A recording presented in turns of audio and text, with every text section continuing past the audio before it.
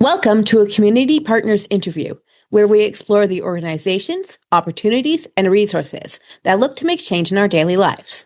I'm your host, Lilly Cereghini, and you're listening to Voices for Ability Radio, all abilities, all the time. Today, I'm joined by Mwando Mubanga, who is the Community Leadership Executive Director for L'Arche Association of Edmonton. Known by many as the Shalom Community, L'Arche Edmonton is a not-for-profit association. Formed in 1972, L'Arche Edmonton became the second L'Arche community in Canada. They have a rich history and continue to respond to the changing needs of their members. Mutual relationships and trust in God are at the heart of their journey. They currently have 6 L'Arche houses in Edmonton and Sherwood Park, and a day program where people with and without disabilities live together. They have a community center located in Fulton Place, where their day program administration team work at their community gatherings take place. There is a diverse and multicultural community, and they collaborate with their unique gifts of celebration of the individual who chooses to live and work with them. Thank you for joining us today, Mwando. Thank you for having me. Mwando, could you tell us a little bit more about you and what inspired you to work at L'Arche? Yeah, so I am originally from Zambia. I was born and grew up there, and about 25 years ago, I came to Canada to visit my one of my family members, and while I was visiting her, we were connected with a family friend that came to visit us and was a live-in assistant at one of the L'Arche homes here in Edmonton. And she told me about L'Arche. And at that time, my curiosity led me to finding out more about what the community did. And at the time, I was not very familiar with living or working with people with intellectual disabilities, but I was looking for something to do. I was out of school and didn't necessarily have a plan for what my next steps were. I was still quite young and still looking for things to do. So I went to visit the day program just to see kind of what was going on, and I was introduced to a few people with disabilities at that time, and I was also given the opportunity to go and stay at a home for a weekend just to see if there would be. If that was something that I would be interested in. Unfortunately, at the time, I was not able to take up that opportunity, but I know it was a common practice in L'Arche Edmonton at the time that you would go and just live with people in a home for the weekend just to see if that's something that was interesting to you. So I wasn't able to do that, but the opportunity to meet some of the people when I went to visit the L'Arche office was something that stayed with me and has stayed with me until now. One of the very first people that I met when I went to visit became a friend of mine for many years after I started working at L'Arche. So what led me to it initially was just because I was looking for something to do, and it sounded like a great opportunity and a nice way to get to know people with disabilities, but also to live and work with people from all over the world. So initially, I wasn't sure what I was getting myself into, but what helped me to stay was the relationships formed with people. So the opportunity to live with people with disabilities and to live with other assistants from all over the world. Each day was different in terms of what we did. We had routines and things that we were supposed to do each day.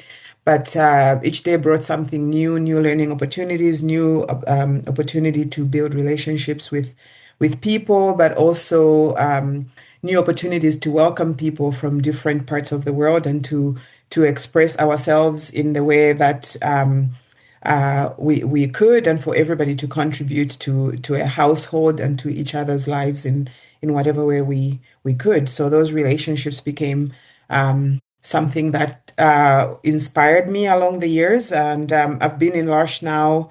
Next month will be, I think, 22 years, or is it 23? I think 22. So it's been a while. So I've been inspired by the relationships mostly, but also the opportunity to do many different things within L'Arche, and to learn different things, and to be challenged in different ways. Every day, as I said, is different and a new learning opportunity. So yeah. That's awesome. I mean, you've been in since I just hit my teen years, so it's been a hot minute. Uh-huh. I appreciate this. I know a bit about L'Arche from going to university for disability studies. There's a lot of like community building and community engagement aspect to it. Yeah, yeah, So it's always had the similar mandate of like build the community, get to know one another, get to know your home, your neighbors, that kind of thing. yeah, yeah, yeah, yeah, definitely. Yeah, definitely. Yeah. I like that approach. While doing my research, I saw that you have a couple of programs that you offer. Can you tell us a little bit more about those? Yeah, so currently we have two programs. So one is geared towards residential. So we have homes where people with and without disabilities live together. And we have our homes are different in that sense, because we have people living together. So like I said, we have people coming from all over the world, and from within Canada, all over Canada, and everybody comes and lives together in a household with people with disabilities. So that's a different model than other organizations similar to us would have, and something that makes L'Arche a little bit unique. I mean, the residential setup and the way that our homes are set up, maybe in terms of what we do to support adults with disabilities, may not be that different from other organizations, but the live-in model is something that has been unique, and something that still holds a lot of meaning for people who come to L'Arche. Then outside of that, then we have a day program. So we have a day program that people can come to for daytime activities. So there's creating that happens in there, making things, arts and crafts. And then there's also some social networking and outreach that the day program does, and activities, recreational activities that are outside of our program. So it could be things like going bowling, going swimming, going for dance, or going to other art programs that are outside of what we offer. The day program has like a good number of the people in the day program are people that live in our homes, but we also have a few people that come just for the day program and do not live with L'Arche. So those are the two that we currently have. Okay, cool. What would a common journey through L'Arche Edmonton look like for one of your members? Do you mean like in terms of welcoming them and what they would be doing while they are in L'Arche? I would say so, yes. Both the live-in aspect and just the daily aspect of things. Uh-huh. Yeah, so when people come, one of the emphasis is life sharing, right? So whether it's we are welcoming somebody with a disability, or welcoming one of the assistants, we say being part of a large community is very much like a sharing of your life with other people. Yes, there is the care aspect that people with disabilities um, need. And then there's also the employment aspect that the live-in aspect, the live-in assistants would experience. However, it's very much a sharing of life, and that's one of the things that we emphasize, both people with and without disabilities. And when you come to L'Arche, you're sharing life with others, and for the assistants, we say it's a living with people, and it's not just about providing care for them. Yes, we provide care to the extent that people need, but allowing people and giving people the opportunity to do as many things for themselves as possible, rather than doing things for them.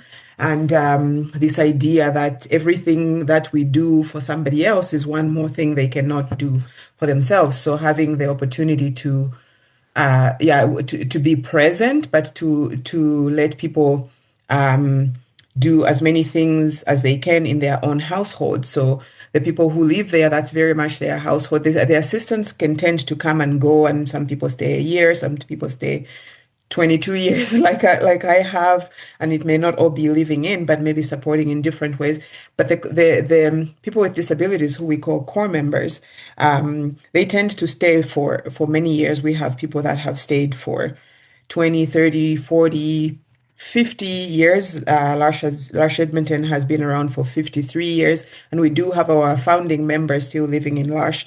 And so people tend to stay for a long time. So creating a sense of home, creating a sense of life sharing where people can participate in their household and not live as if they are living in a hotel, but that's their house. So having the ability to contribute to the decisions made about things happening in their home, what meals look like, the activities that they participate in, things like that. So very much a life sharing and a family-like environment. There are family meetings that are hosted for people to be able to talk about life in their home and things that are happening around them, things that are happening in community. And also outside of just life happening in a home, there is life happening in L'Arche, in Edmonton as a community. So we have regular gatherings of members, both assistants and core members, for prayer nights, for community meetings where we talk about things that are happening in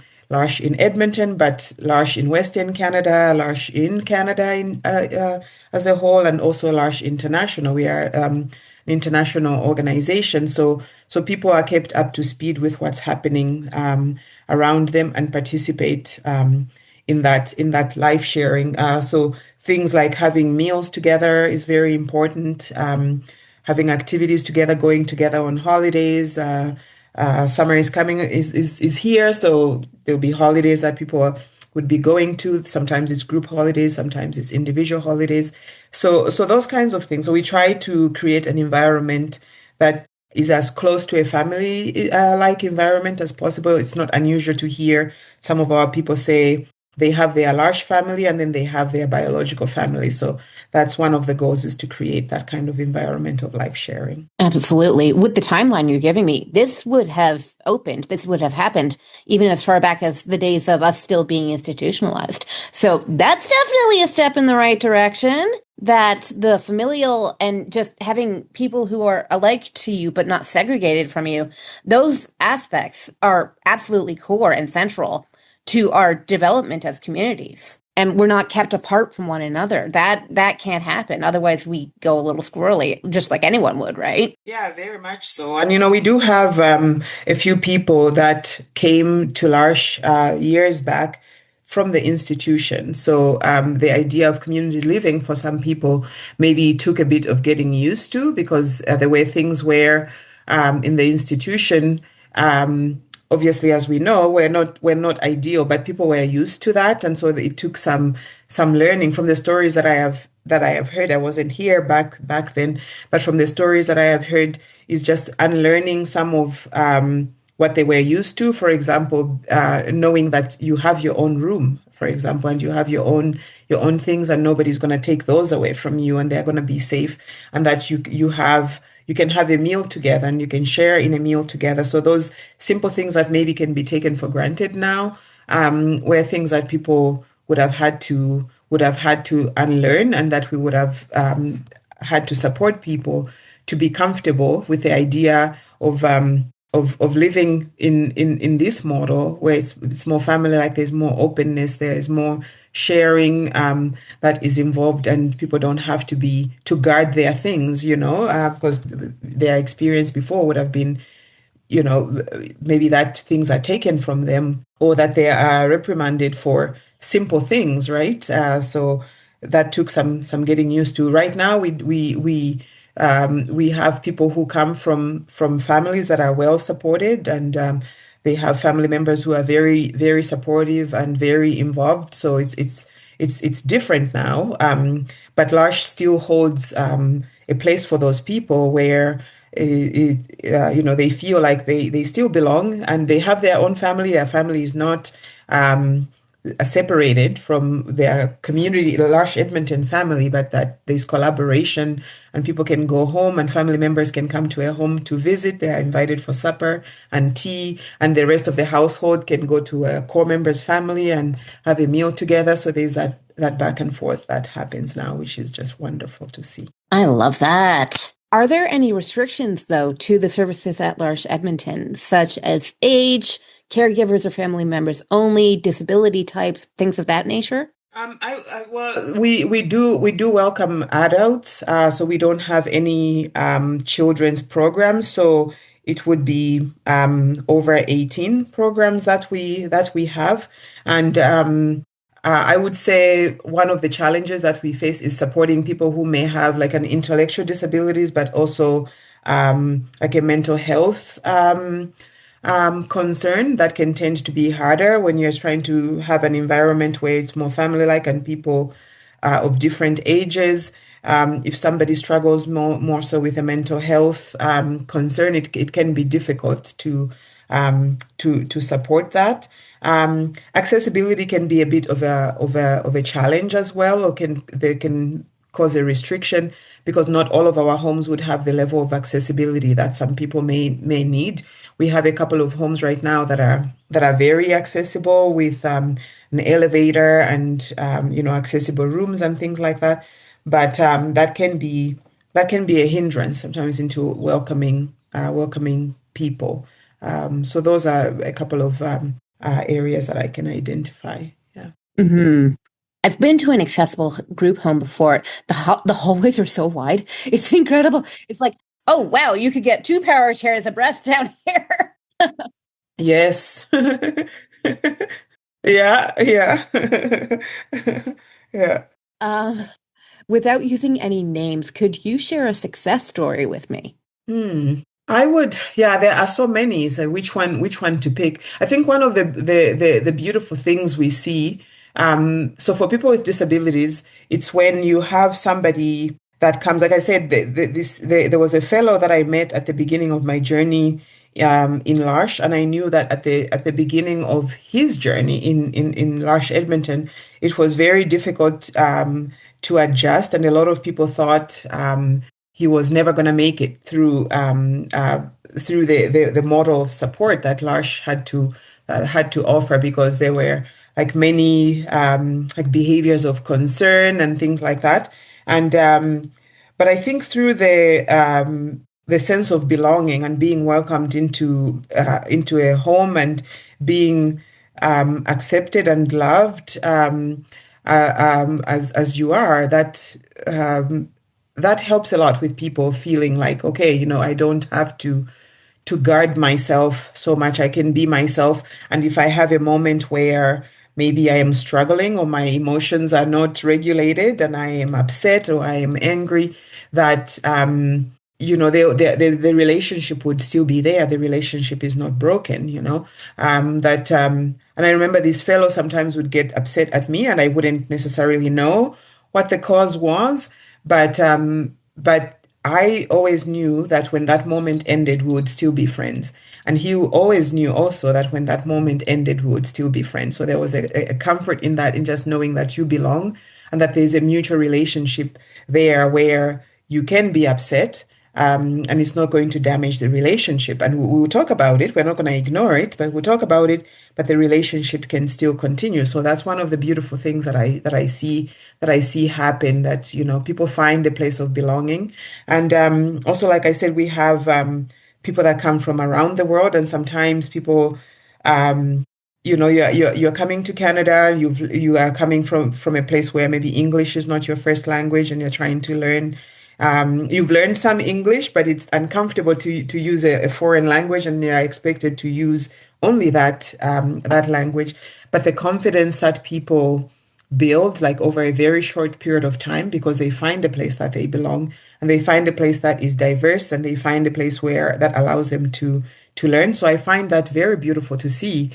Somebody come and they are struggling at the beginning, or they feel a bit uncomfortable, but within a few months they find their place, they find their confidence, and they are able to participate and share life with others. So it's beautiful to see. Well, that's the whole idea. It's the familial aspect. The people where it's like this person is a safe place to land. When I've been up in the air for too long and, having a hard time myself, I can go talk to this person about it and they're not going to hold it over my head like you've been a bad person, and relationship, that's not what happens, it sounds like. Yeah, no, no, no. Relationships continue, and relationships are hard. We know that, right? They take work. So it's not different from with people with disabilities. Maybe they forgive a little bit easier in some cases, but some people would also always remember what happened and remind you of it, which is beautiful. We hold each other accountable, but we also say, life goes on. Yeah. I mean, it is different for us in some ways. I had a professor, I don't think he invented this concept, but he had a concept that he taught us about called crip time. I feel a bit uncomfortable using that word because I'm only partially mobility disabled. He's a full-time wheelchair user, but crip time is like any time off or time out that you have to take for your disability requirements. And then also things like transit, accessible transit takes us 3 times as long to get where we're going. But when it comes to the emotional aspect of this, it can also be I need a time away from XYZ situation so that I can readjust. That's also grip time. Are there any events coming up for L'Arche Edmonton?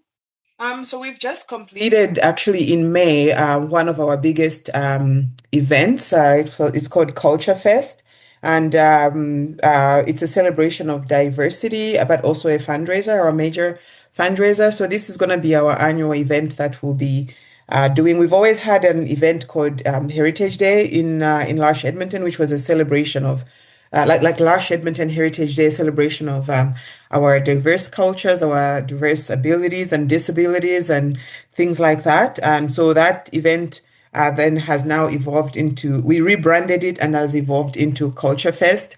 So this was our second year since the rebranding of the event, and it was lovely.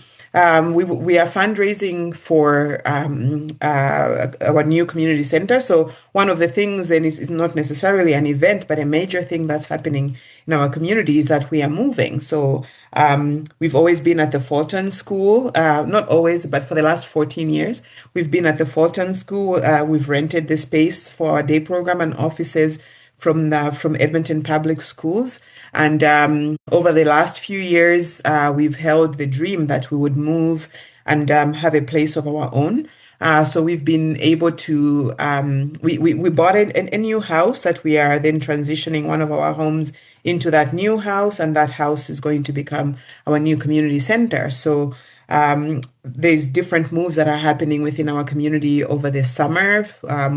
A few of our core members are moving houses, and then we have the move of this one house to the new house, and then we have the community center, our day program, and our offices built moving to the new house. So we our Culture Fest fundraiser, the goal for that was to raise funds needed to renovate our new community center, and we made really good progress towards that. We are still fundraising for it, and we are hoping to start renovations for that space in July. So that's a very exciting time coming up. Very busy, but we are looking forward to getting that space renovated and moving into a space of our own where we don't have to rent anymore and can personalize and customize this space according to what our people need. Yeah. Nice. Sounds rather chaotic, but again, sounds like a safe place. Well, right. It is. Yeah. It's a lot going on. For sure. Yeah. Yeah. Yeah. What is the one thing that you see happening over and over again to individuals with disabilities that shouldn't be? And how do you think we put a stop to it? I think one of the things that we talk about quite a bit in our community is, I think I touched on it already, is not doing things for people. And we tell people, please um, don't do things for people. Like let's do things with people. So just that idea that people should still participate and should be given the voice to be able to speak to what they need and to contribute to changes that are needed, whether it's at the government level or at the house level in a large community. So there are times when we think because somebody has a disability that they can't do anything for themselves or that they don't have a voice or that they have nothing to contribute. So valuing people's voices and valuing people's abilities and seeing beyond the limitations that they may have, but being creative in how people can contribute to their own lives and to issues that affect them on a daily basis. So simple things such as you go out for a coffee and let the person order their own coffee rather than ordering it for them. Chances are they know exactly what they would like to order, but also in finding tools that enable them to use their voice and to be able to do as many things for themselves as they can. So that's something that I think we can work on in our community, but also society at large. I'm nodding along with your consecutive mic drops. When I was a very young child, I am partially sighted, but my mother said to me, "You're blind, not stupid." In other words, figure it out for yourself. Yeah. You can do it for yourself. And she's 100% correct. You're blind, not stupid. Yeah. Right. Yeah. Very true. Yeah. If somebody wanted to become a member or a volunteer with L'Arche, what's the process for joining as a member or as a volunteer? Yeah, so we I would say through our website, there's contact information on our website, but also through social media. I know these days social media plays a big role in how we communicate and get in touch. So it can be through social media. We check our social media and try to keep it as updated as possible. So that's one way. Or they could come and visit us at Fulton School. Our address is on our website as well, or call our human resources coordinator and get in touch that way. So yeah. All right. What's the one thing that everybody should know about L'Arche? That L'Arche is a beautiful opportunity to celebrate diversity, whether it's diversity in who we are as people, the cultures we come from, our spiritual backgrounds, our abilities, that there's beauty in diversity and there's beauty in sharing life, and that being part of a large community is more than just supporting people with disabilities or providing care, and it's more than just a job. It's an opportunity to share life with other people, an opportunity to make a friendship with somebody who is different from you, whether they're because of culture difference or because of different abilities. So it's a beautiful celebration of diversity, whatever lens we want to look at that diversity from. It's just a beautiful opportunity to celebrate who we are as unique individuals. Absolutely beautiful. If listeners are looking for more information, how can they reach out to you? I would say still through them, through our website, larcheedmonton.org would be a good place. And again, through social media, L'Arche Edmonton on Instagram and on Facebook. All right. Well, thank you very much. Yeah, thank you for having me. Absolutely. That was a great interview. You've been listening to a Community Partners interview on Voices for Ability Radio. I'm your host, Lilly Cereghini. And remember, folks, stick together because we are all in this together.